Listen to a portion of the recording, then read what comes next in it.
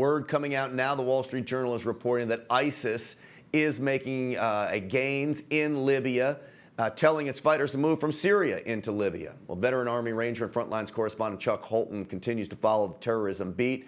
Chuck, great to see you again. Good to see you, Grant. You know, the fight in Libya is going to be just a continuation of the fight that's been happening in Iraq and in Syria. You know, in Iraq, they've cleared out Mosul now. They've cleared out Tal Afar. That was a big fight. And the surprising thing is that now in Iraq, they're going to be moving further to the south, back toward Ramadi, in an area around Hit, in that area south of Kirkuk.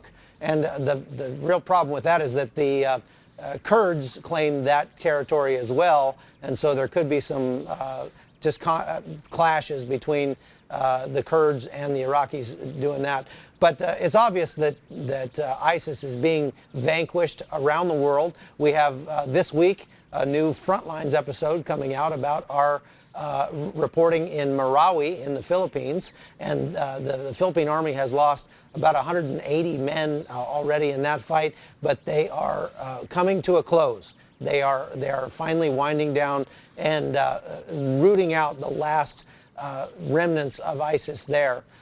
However, like you say, these terrorists are not going to just stay in one place. They're going to continue to move and shift and recruit, and that's the big scary thing, is their recruiting efforts have not been dampened very much at all. No, and so Chuck, if we take this step by step, we see great gains in Syria of pushing ISIS out of Syria. Now Syria telling fighters, go regroup in Libya, and they're doing it outside of towns. And we're told, and the Wall Street Journal is reporting, that they're doing this in groups of 12 and 15 fighters, almost like sleeper cells like Al-Qaeda may have. Now, this is northern Africa, but it is a gateway to Europe, and it is a gateway to attack the West. And I'm sure that's why Libya is such important ground for them. You agree?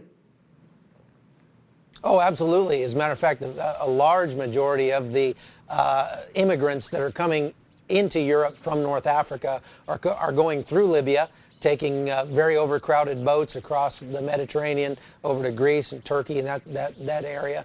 And so this gives these ISIS cells a chance to move into essentially a baited field. I mean, if you think about who they are hunting, which is Westerners, the chance for them to come to Europe, to live on the largesse of the European community, collecting welfare benefits, housing, medical, even education, and plan their attacks. We've seen it over and over and over again on an almost daily basis in Europe. This definitely poses a major threat.